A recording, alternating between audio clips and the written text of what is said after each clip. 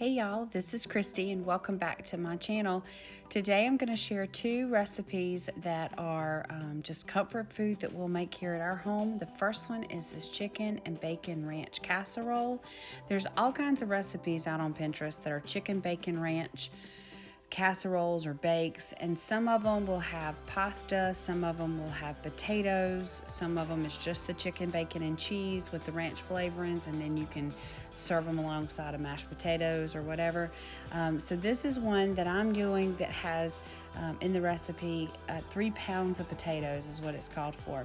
So what you want to start with are your washed potatoes, and you chunk them up into about 1-inch pieces, and you get all those into the bowl, and then you're going to make kind of the dressing that seasons them as well as coats them that you're going to cook them in. So it calls for 1/3 cup of olive oil, 2 tablespoons of hot sauce, 1 tablespoon of garlic powder. And if you don't like things hot and spicy, don't worry, that's not enough hot sauce to really make anything hot and spicy, so you're fine. The 1 tablespoon of garlic powder, you're going to use 1 tablespoon of your ranch packet seasoning, save the rest of it for a little bit later, a teaspoon of salt, and a 1/2 teaspoon of black pepper. And then you just mix all of that up, the oil and your seasonings with the potatoes. And then that casserole dish has been sprayed, and my oven is preheated to 425 degrees. And so what you want to do is, after you get all of your potatoes nicely coated with everything, you want to pour them into the baking dish. I was supposed to leave some of that like oil back in the bowl. There's still some there, but I didn't really kind of pay attention. You're supposed to kind of plop your potatoes down in, like dish them out of your bowl and stick them into the casserole dish, leaving oil and seasonings and stuff in the bowl. So if you're one of those people who are really good about reading every single direction ahead of time, then do that part, okay? Leave a little more oil in there. But you can see I showed you in the bottom of the bowl, I still got oil. I've taken my chicken, and I'm using about, I don't know, 2.5 probably pounds of chicken there. And I've got it chopped up again into 1-inch pieces, and I add the rest of that ranch seasoning pack. And I'm gonna stir all of that up together. So kind of the last of the oil and all of your kind of seasonings in there, but you're adding in the rest of the ranch packet. And I went ahead and added a little more hot sauce and salt too, because I wanted to make sure that chicken was well seasoned. So you've had your potatoes in the oven. They're in there for like 30 minutes. You bring them out. Now you've got your chicken ready, and you can see I've got a measuring cup of 1 cup of bacon. So now I'm just stirring those potatoes around, kind of mixing them up. Then I'm going to add to that 1/2 cup of the bacon. So the recipe calls for the 1 full cup. And I decided not to put the last of the bacon and the cheese at this point, which is what the recipe calls for. But I'm doing it a little differently. So what I did was I added the bacon, 1/2 cup, throw on the raw chicken, and I don't know if that freaks anybody else out, but I was kind of like, oh, my potatoes are halfway cooked, and I just threw raw chicken on. But don't worry, it's fine. You're not going to kill anybody because you're going to cook it. So just get that raw chicken on there, and you remember it's got that bacon underneath it. Then you throw that back into the oven. It goes in for another 30 minutes. Then you pull it out. You can see we're getting cooked. I'm going to add in the other 1/2 cup of bacon on top of that, and the cheese. So it wanted, in the recipe it says put the cheese and everything on it and bake it for like another 45 minutes. And I thought, I don't think that's gonna work for that cheese. Like, I feel like that won't look as good or be as good. I feel like it would get too oily. So I waited, after I've cooked it, 30 minutes on the potatoes, 30 more minutes potatoes and the chicken. Now I'm adding the last of the bacon, and it called for 1 cup of cheese, and I doubled that. I did 2 cups of cheese. We really wanted to make sure it was covered in cheese. And then I threw it back in the oven for like, I don't know, 10 to 15 minutes. So I still got my last 45 minutes like I was supposed to with the chicken, and made sure that was cooked through. But I think my cheese came out better than it would have had I put it in there for the whole 45 minutes. So anyway, this is what it looked like, and everybody loved it here. And like I said, that hot sauce did not make it too spicy in any way, and I even added more than the recipe called for. And then we just served it alongside of some baked beans, because that was simple and easy, and we all enjoyed it. Next up was the Pioneer's Woman bacon wrap meatloaf. I've been making this like ever since she first put it out on her I don't know, Food Network episode forever ago. So I'm starting with about 2.5 pounds of ground beef. And then her recipe actually calls for like slices of bread, but I'm going to use breadcrumbs and milk. You're going to need 4 eggs. And then her recipe does not call for a lot of this extra seasoning. Hers is just like salt, pepper, and fresh parsley. But I'm using dried parsley, some garlic and onion powder, seasoned salt, black pepper, and then Parmesan cheese. And then, of course, the bacon, because you got to have that to have bacon-wrapped meatloaf. So we are, at this point, I'm just putting the eggs in the milk, and I'll put in all of the seasonings, and I'm going to link her recipe because I use it as a guide.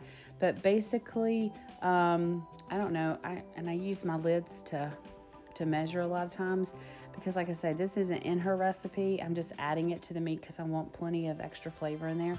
And I probably use about a teaspoon to 2 teaspoons of the dried parsley, but a teaspoon of the garlic powder and the onion powder. And then salt and pepper is really just to taste. Just season your meat just like you would making, meatballs or meatloaf, any of that kind of stuff. And then her recipe calls for a cup of Parmesan cheese. So what I like to do is just take my fork and break up the eggs, mix everything in together, and then I will actually throw the meat into this mixture and also use my fork. I don't like to get my hands in there and kind of, not because I have anything against it, just because I like to keep everything kind of loose. I don't want it too tightly packed. And so there I'm adding my breadcrumbs, and then I'll throw the meat in, and you'll see me use the fork just to kind of get everything mixed.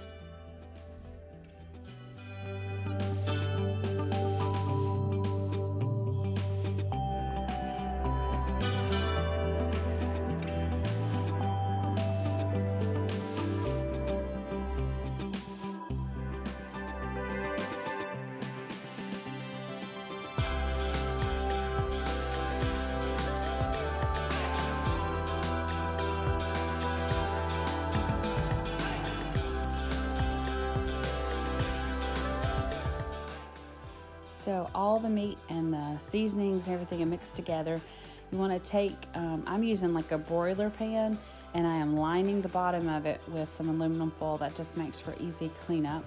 I also make sure and spray my broiler pan because I don't want this to stick. And then I'm just gonna lay the meat out onto it, and then this is where I'll have to use my hands. I will just form it into a loaf. I think when I first got married, I might have made a meatloaf in like a loaf pan, the bread pan that you would make a meatloaf in. And I did not enjoy the fact that it was swimming in grease. There was nowhere for that to go. So I quickly learned I wanted to make mine on broiler pans so that grease can go down to the bottom. By wrapping this in bacon, you're helping make sure it stays moist and you're adding flavor and fat to it.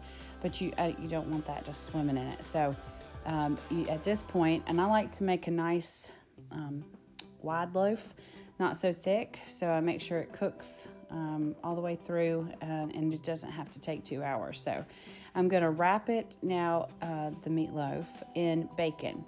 And so you use pretty much the whole package here, and you just work your way down, and you're wrapping it one by one and tucking it under all nice neat little package there. Now this is the sauce that is on her recipe, and I love it. It calls for like 1.5 cups of ketchup, 1/3 of a cup of brown sugar, 1 teaspoon of dry mustard, and then hot sauce to taste. And the only thing I do different is I like to use some Worcestershire sauce to taste as well. I just like the flavor of Worcestershire kind of with anything that's beef, and so I think it gives it a good flavor. And you just mix all that up. And then you're going to baste the whole bacon wrapped meatloaf with that sauce. And so you use 1/3 of it at the beginning to kind of baste on there. And then you're going to put it into a 350-degree oven. It's going to cook a total of 1 hour, but you want to take your sauce back a couple of times throughout the cooking process and just continue to baste a little more onto it.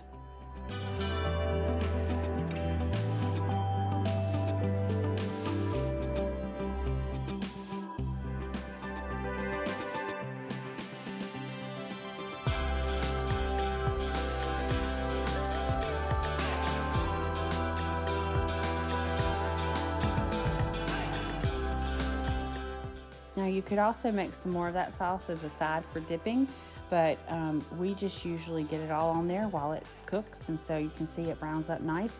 On this night, I also made cheddar garlic biscuits, just homemade. Whipped them up, put them out on a pan, and we had mashed potatoes and green beans and the biscuits and the meatloaf. Just good Southern home cooking. I hope you guys enjoyed this video. If you did, give it a like, thumbs up there below, and be sure to check out the recipes in the description box. Thanks for watching.